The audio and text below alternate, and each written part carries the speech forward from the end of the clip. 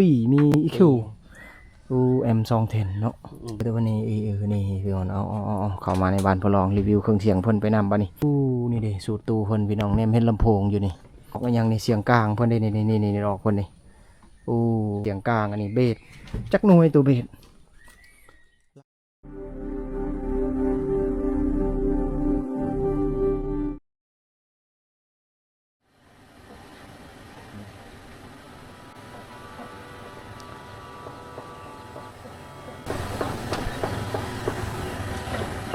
สบายดีพี่น้องสบายดีตอนเช้าเด้อมื้อนี้เป็นมื้อที่2ทางล่างนี่ก็เป็นเฮือนที่สลีนอนในคลิปที่1สลีถึงว่านอนในจุดนี้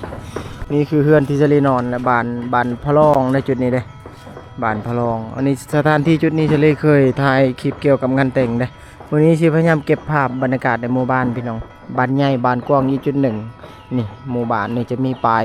ายเฮือนเลขที่เฮือนนี่เด้นี่แหละบ้านพะลองบ้านนี้เก็บภาพในหมู่บ้านนี่คือหมู่บ้านชนเผ่าบรูที่มีความกว้างและใหญ่พอสมควรก็พยายามรวบภาพพี่น้องบ้านที่มีความใหญ่ประมาณ 3-400 หลังคาเรือนนี่แหละบ้านที่ชลีเคยถ่ายคลิปงานแต่งในช่วงปีก่อนหลายคลิปอยู่เด้วันนี้เก็บภาพในหมู่บ้านพี่น้องในตอนเช้าตอนนี้ 7 โมงในหมู่บ้านนี่ตอนเช้าเดี๋ยวเก็บภาพรถอีโตอีเต็นคลิปหลังที่จะรีลงไปเนี่ยรถแบบนี้เพิ่นใส่งานนี่บอกว่าจะเป็นไปหน้าไปส่วนไปเฮ็ดเวียกต่างๆในป่านะเพิ่นนิยมใส่เลยรถในแบบนั้นบ้านนี้นี่เป็นบ้านหนึ่งที่ว่าค่อนข้างหลายหลังคาเรือนแต่ว่าจุดที่จะรีอยู่นี่เป็นต้นฟ้าวบ้านเก่าแก่ดังเดิมเลยทุกคนจะมีต้นไม้พวกนี้นะทางไทยก็น่าจะเรียกว่าต้นมะพร้าวคือกันแต่ว่าที่แน่ๆเขตบ้านเฉลี่ยว่าต้นฟ้าวต้นเก่าแก่ดังเดิมนะบ่งบอกด้วยว่าเครื่องปลูกที่อยู่มานานหลายปีแล้วล่ะบ้านเก่าแก่ในจุดนี้บ้านนี่ก็ปะปนนะสลีมาเมื่อหลายปีก่อนก็อีกแบบนึงเฮือนแต่ว่าปัจจุบันนี่มีเฮือนปูนมีอันนั้นผสมประสานได้ขณะที่อันนี้หลังนี่ก็เป็นเฮือนทรงเก่าอยู่ส่วนเผ่าบรูเผ่ามังกรทั้งหมดในหมู่บ้านนี่นะบ่มีคนผู้ไทยมาปนก็คือคนชนเผ่าบรูทั้งหมดวิถีชีวิตกิจกรรมพยายามรวมภาพในตอนเสาร์มื้อนี้เก็บภาพต่อเนื่องจากคลิปเก่าพี่น้องเนาะสลีนอนในบ้านนี่แหละแล้วก็เก็บภาพตอนเช้านี่แหละนี่สวยงามเลยเฮือนชานบ้าน2ที่ว่าอยู่ติดกันก็คือเฮือนตะละลังอยู่ติดกันเลยฝนตกพร้อมตอนเช้านี่ชี้เก็บภาพได้กี่นาทีพี่น้องรุ่นน้ำกันฝนตกพร้อมตกบ่หลายแต่ก็ตกอยู่นี่สวยงามทุกคนตอนเช้าผู้สาวน่าจะลายในบ้านนี่ได้สลีมางานแต่งในช่วงปีกายนี่เขาลินงานนี่เขาผ่อนลายเลยทางนั้นต้นฟ้ามีเสาสัญญาณมีไฟฟ้าสวยงามจะได้บ้านนี่ได้ทางพุ่นผู้ใดน้อนะผู้สาวได้เนี่ยเด้เป็นแถวอยู่ไปทางใดนะบัดนี้มีหมู่สลีย่างนำนะบาลัดเราถ่ายแต่เช้าเลยได้นี่แหละสลีเดินทางมานี่ก็ยังอยู่กับหมู่คนเก่านี่แหละบาลัดเพิ่นก็ถ่ายลง2สลีก็ถ่ายลง2สลีเก็บภาพตอนเช้ามานี่ผู้สาวไปเป็นแถวไปทางใดบาลัดปั่นกันแน่เฮ้ยปั่นกันแน่เขาจะไปหน้าไปสวนนะตามเบิ่งนะเอาเดี๋ยวไปเบิ่งนำกันจุดนี้พี่ทุกคนเหือนนี่เป็นทรงแบบเก่าๆได้นี่เด้เหือนแปลนแต่ว่าทรงแบบคล้ายเหือนผู้ไทยนะในคลิปหลังชลีไทยในเขตบ้านกำซีนะนี่แหละทรงนี่แหละมันจะมีอยู่เสานี่เสาเหลี่ยมอยู่แต่รู้สึกว่าเอาควันเอานั่นมาถากเอาเห็ดเลยเหือนหลังนี้ก็ถือว่าเป็นทรงดังเดิมเพิ่นนั่งอยู่หรือบ่นี่บ่แน่ใจคือการเหือนหลังนี้นี่ดิเพิ่นน่าจะบ่ได้อยู่นะทางพุ่นก็สวยงามเดี๋ยวตามผู้สาวไปนี่ผู้สาวแม่นหมดนี่เอาแบกกระตาแบกติ๊บข้าวสิไปทางใดบัดนี้ไปนำเด้อ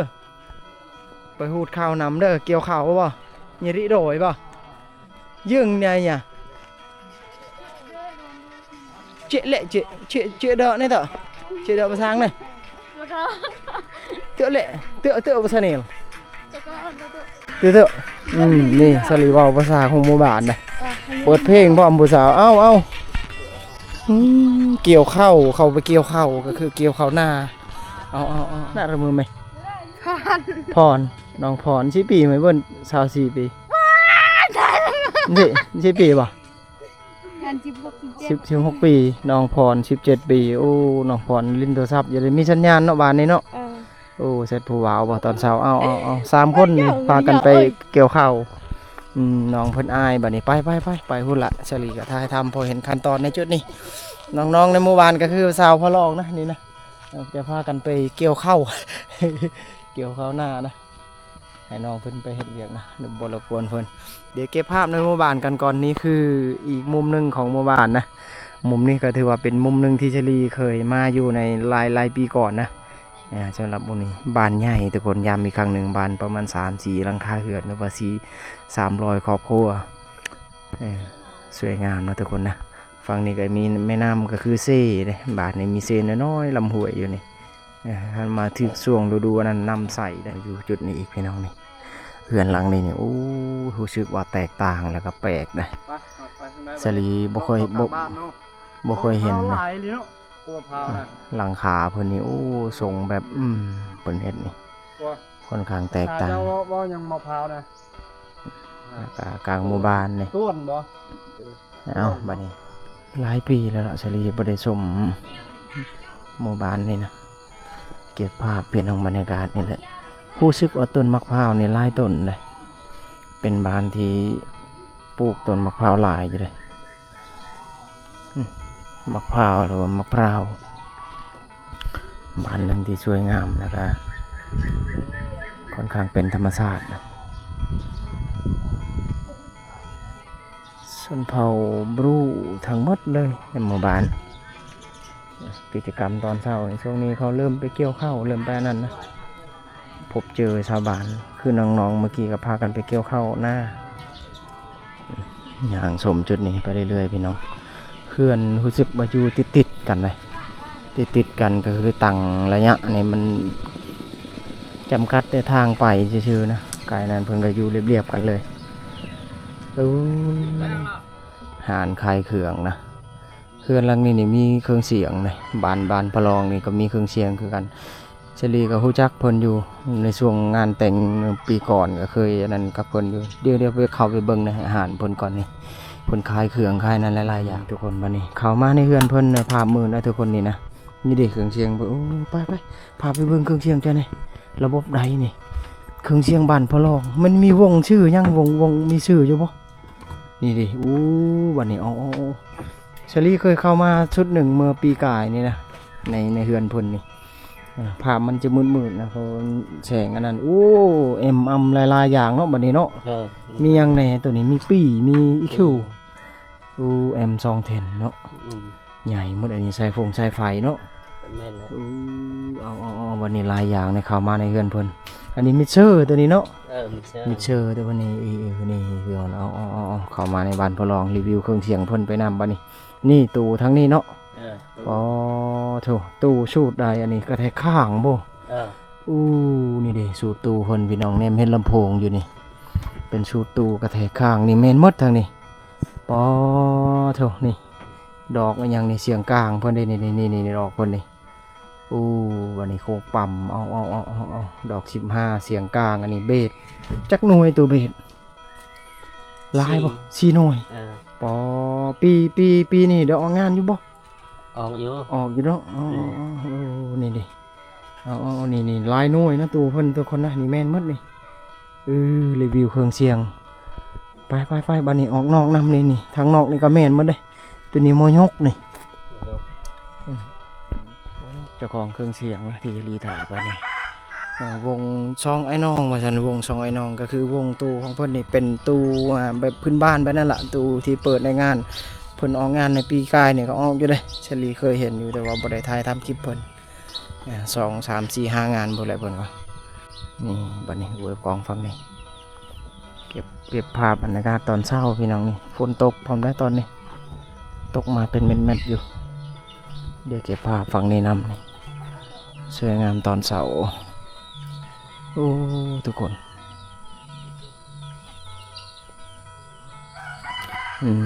บรรยากาศทุกคนเดี๋ยวเก็บภาพฟังในน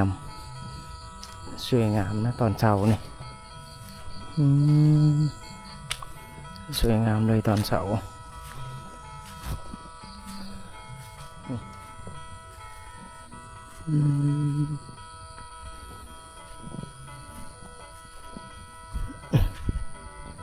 โอ้ยังไม่เท่านี่เด็กสลีถามภาษา นี่ชีชิบ หมดใน40,000 เอาแต่ เขาขายในบ้านนี่ เพื่อนยาแมวหัน โดย น้องฉักมันน่ะ โอ้ป่าเนาะ ไปชื่อก็มันค่ายแหละ ขายบ่ โดยไม่เท่าเพื่อนน่ะเอาช่วยแม่หัน เอาช่วยแมว 3 คนหันน่ะ ปลา ใช่แล้ว ปลาเลี้ยง ปลาเลี้ยง มันเลี้ยง เอาคนใดเอา อันนี้มันตลาดเนี่ยบ่ฮอดเด้ บ่ฮอดบ่ แช่หนึ่งนะ แช่หนึ่งผู้ ได้เด้ ขนาดตลาดแช่นหนึ่งผู้อู้ นี่แช่หนึ่งเลย โอ้ ในชีชิบ ก็พอกินเนาะ โอ้ 40,000 กีบ เอาโอเคเฒ่าเพิ่นได้ปลา เพิ่นเราเรื่องเพิ่นชื่อปลาในบ้านนะสิริกระทำเป็นภาษาของหมู่บ้านโอ้ยฟังนี่นำบัดนี้เพิ่นกำลังเฮ็ดชูกินตอนเช้าลูกหลานเพิ่นนี่แหละโอ้บรรยากาศทุกคนสวยงามดิเลยบ้านหนึ่งที่ค่อนข้างหลายหลังคาเรือนพยายามรวบรวมภาพกิจกรรมสิ่งที่เกิดขึ้นนะพี่น้องรวบรวมภาพตอนเช้า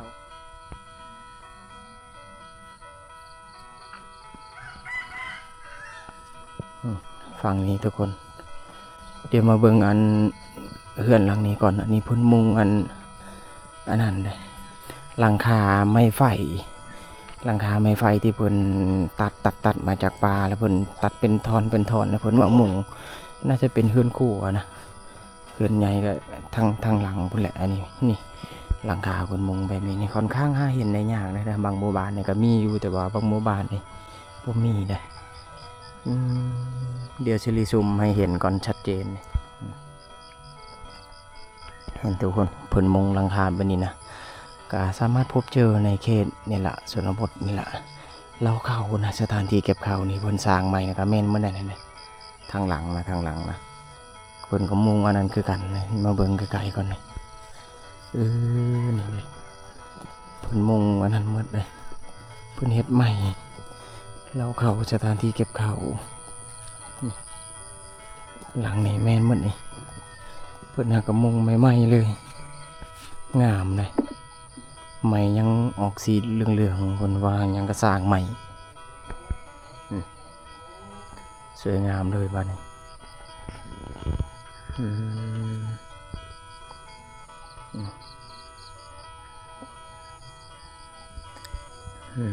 ขนาดตีเฮือนเพิ่นกับหลังนี้ละนี่หลังนี้แหละเฮือนใหญ่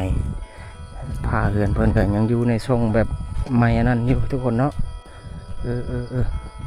แล้วก็เฮือนครัวตัวขมุงนี่นะเฮือนครัวขันผ้าเฮือนเก่านี่เป็นแบบนี้นี่แหละไก่นำทางมานี่ออกจากจุดนั้นมาต่อจุดนี้แบบนี้นี่เฮือนหลังนี้ก็อู้ทุกคนเลยเฮือนหลังใหญ่เลยผสมผสานเฮือนทรงผู้ไทยทรงเผ่าบรูนี่แหละพี่น้องอยู่จุดนี้บัดนี้อันนี้จุดนี้เป็นร่างขาเลยเฮือน แต่ตามเบื้องนะเพิ่นยังใส่งานอยู่แต่ผายังบ่มีแล้วแต่ว่าร่างขาเพิ่นน่ะยังเป็นร่างขาทรงแบบดังเดิมแท้ๆเลยนะก็คือผาไม้แปลนร่างขาเฮือนเพิ่นนะไม้แปลนนี่บ่แม่นง่ายนะปัจจุบันนี่เขาบ่ได้เฮ็ดกันแล้วมึงก็เบื้องมึงก็สังกะสีเหล็กต่างๆแต่ว่านี่ยังต้องเลือกให้เห็นในหมู่บ้านพะลองนี่ในเฮือนหลังนี้บ่ฮู้ว่าจุดอื่นจะมีหรือบ่ในบ้านนี่นะน่าจะมีคือกันบางบอนใช่หรือบ่ได้เจอแต่ว่าเจอจุดนี้ก็ท้ายเห็นนี่แหละเป็นหลังคาแบบนั้นยังเลือกให้เห็นทุกคนเนาะมาอยู่จุดนี้อีกบ้านนี้โอ้เห็นหลังนี้หลังใหญ่เลยทุกคนทาสีอย่างดีเลย สวยงามเลยนะเอาบัดนี้เก็บภาพจุดอื่นๆไปนำรวมภาพนะกิจกรรมเนี่ยบ่มีหยังเกิดขึ้นนะส่วนหลายจะรีวิวเป็นหมู่บ้านแบบนี้แหละเพราะว่ามันมาฤดูที่กิจกรรมบ่ได้เกิดขึ้นนะช่วงนี้โอ้ตัวนี้น้ำสร้างเลยนี่เป็นน้ำบ่อน้ำสร้างอันนี้นะเพิ่นเอาท่อมาต่อเพิ่นน่าจะใส่ได้เลยนี่มันมีท่อนำอยู่แสดงว่าเป็นน้ำบ่ออยู่นี่เอาสมทางนี้อีกบันเก็บภาพบรรยากาศตอนเช้าๆพี่น้องนี่แหละตอนเช้าๆเขื่อนหลังนี้ก็ทรงดังเดิมเลยเด้ทุกคนมุมนี่เขื่อนทางหน้าเนี่ยก็ทรงงามอยู่นี่คู่ซึกว่าเขื่อนนี่มันจะออกแนวแบบผู้ไทยทั้งหมดเลยเชื่อว่าเขื่อนหลังทางหน้านี่สร้างมาหลายปีแล้วล่ะนี่สังเกตจากร่องรอยเนี่ยมันดำเลยเป็นพาเขื่อนนี่ดำเลยนะหลังคานี่ก็มุงแป้นหน่อยนึงอยู่ได้ผสมแป้นอยู่ได้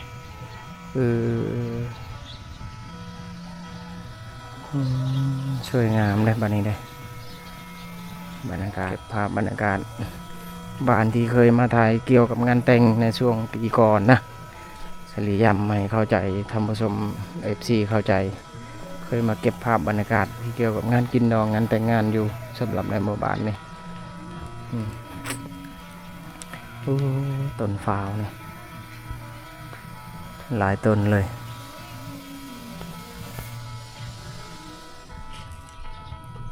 นี่คือเฮือนที่สลีนอนเลยพี่น้องเดี๋ยวขึ้นไปในเฮือนก่อนทีมงานบารัดโมชลีแล้วก็โม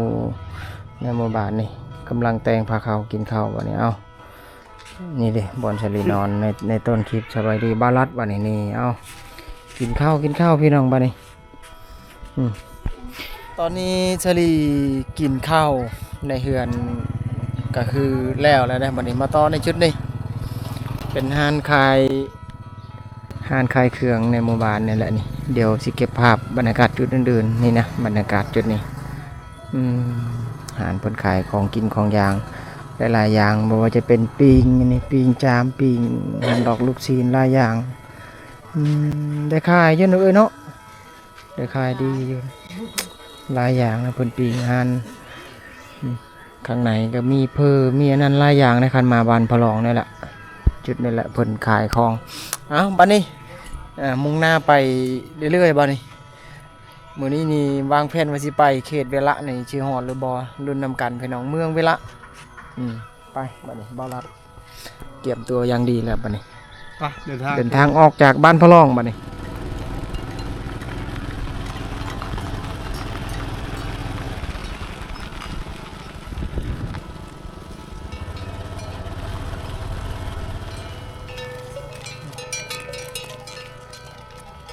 หมู่บ้านอันนี้สัตว์เลี้ยงเพิ่นกำลังจะเอาไปเลี้ยงนะตอนเช้าเลยตอนเช้านี่เขาจะเอาไปเลี้ยง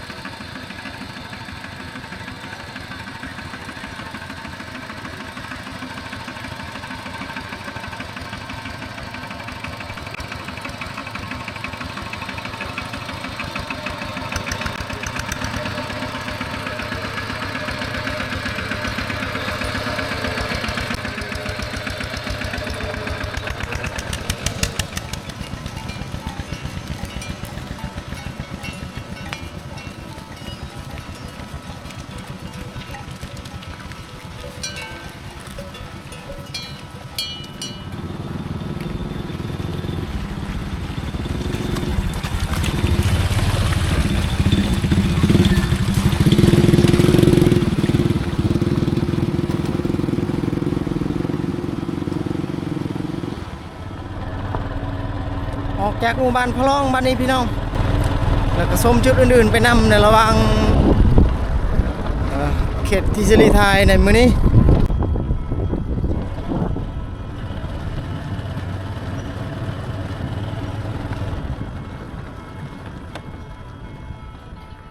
สาลีออกจากบ้านใหญ่มาต่อในบ้านนี้อีกบ้านน้อยนี่เฮือนหลังนี้เป็นเพิ่นมุงเฮือนด้วยฟ้าใหม่มาพบเจอในจุดนี้พี่น้องนี่ดิหลังคาแบบนี้นี่โอ้พี่น้องหาเฮ็ดในบางหมู่บ้านเลยบ้านน้อยนะบ้านนี้ก็ทดลองคือกันเขตนี่ก่อนที่ฮอดหมู่บ้านพอลองก็ต้องมาทางนี้พอจุดนี้ก่อนนะเฮือนหลังนี้เนี่ยเป็นทรงแบบเก่าๆเลยนะนี่นะเจ้าของเพิ่นอยู่บ่เนาะนี่เพิ่นน่าจะบ่ได้อยู่เฮือนนะตามเบิ่ง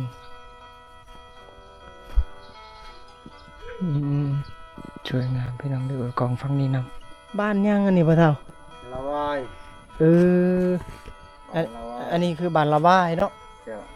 บ้านละวายทุกคนบ้านละวายละวาย ละวาย บ้านน้อยเนาะ เจ้าบ้านน้อง บ้านประมาณอยู่กี่หลังคาเรือนไอ้ 32หลังคาเรือนก็ถือว่าใหญ่อยู่เด้32หลังคาเรือนบ้านน่าจะกว้างไปพุ่นนี่พี่น้องเดี๋ยวเก็บภาพบรรยากาศนะ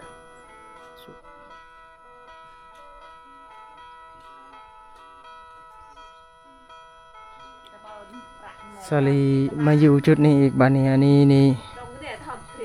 อีกจุดหนึ่งเฮือนหลังนี่เป็นเฮือนทรงแบบดังเดิมแท้ๆเลยนะนี่นะ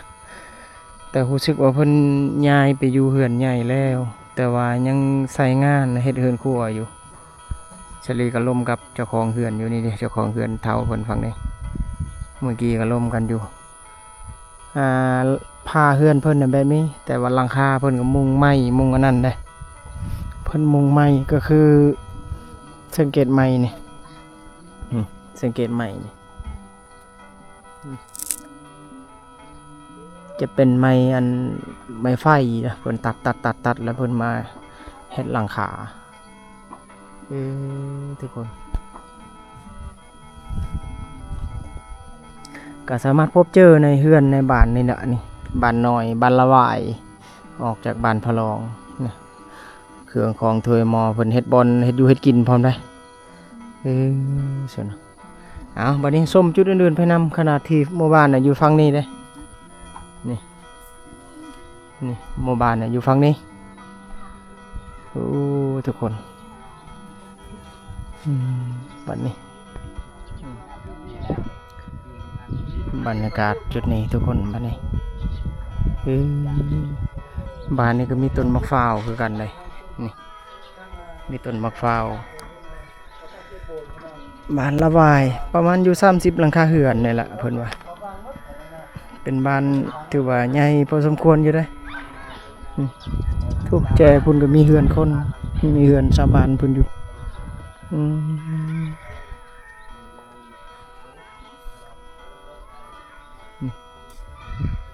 ไฟฟ้านี่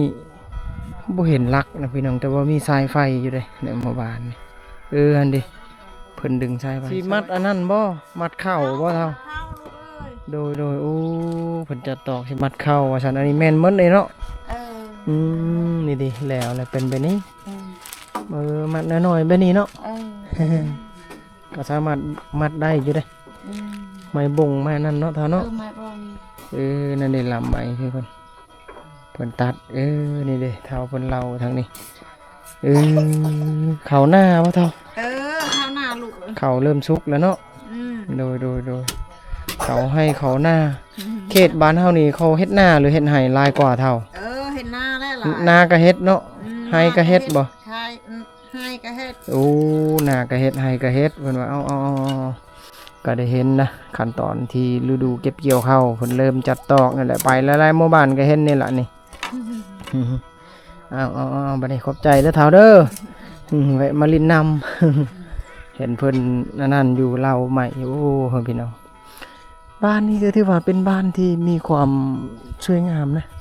นี่เป็นเดินหญ้าเขียวๆแบบนี้เลย เฮือนนี่ก็ผสมผสานนะทรงดังเดิมทรงทันสมัยคือเฮือนหลังนี้ก็แปลนอย่างดีเสาสันลุมก็เป็นเสาปูนอย่างดีบ้านนี้เก็บภาพบรรยากาศสวยงามจุดนี้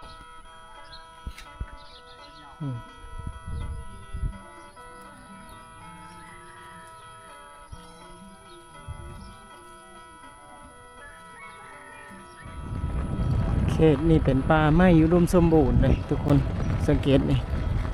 ต้นไม้บริเวณทางออกจากบ้านนี้พี่น้องออกจากบ้านที่สองบ้านนี้พอน้องเพิ่นทางนานี่พอระวังทางแล้วไม้ฟางไม่ยั้งในลอยห้อยกลอห้อยอันนั้นเด้นั่นปอกเลยนี่เด้หน่อไม้น้องเพิ่นใดนะพอระวังทางเลยเพิ่นใดหน่อไม้ทุกคนเมื่อบานเมื่อเฮือนแล้วนะเมื่อทำอยู่โคกินเพื่อนเลยพี่น้องเนาะบัดนี้คลิปนี้ซารีไว้เอาประมาณนี้ก่อนพี่น้องไว้เจอกันใหม่โอกาสหน้านี่คือหมู่บ้านที่ซารีอยู่ก็คือบ้านพะลองและเก็บภาพตอนเช้าจากออกจากบ้านพะลองบ้านละวายจุดนี้ออกจากจุดนี้ชิมุ่งหน้าเข้าสู่เขตเมืองเวละกันรุ่นนำกันอีกคลิปต่อไปนะพี่น้องนะคลิปนี้นี่เอาประมาณนี้ก่อนพี่น้องไว้เจอกันใหม่โอกาสหน้าคลิปหน้านี่คือเรื่องราวที่ซารีอัปเดตในจุดนี้คือชนเผ่าบรูบ้านพะลองเขตเมืองพีนแข่งสวรรค์เขตบ้านที่เชลีเคยถ่ายที่เกี่ยวกับงานแต่งแต่มาในฤดูนี้บ่มีงานแต่งแล้วก็เลยเก็บภาพให้พี่น้องได้ชมประมาณนั้นก่อนขอบคุณหลายๆยินดีมีแหงหมดสุขสุขคนเด้อบัดนี้เจอกันใหม่โอกาสหน้าคลิปหน้า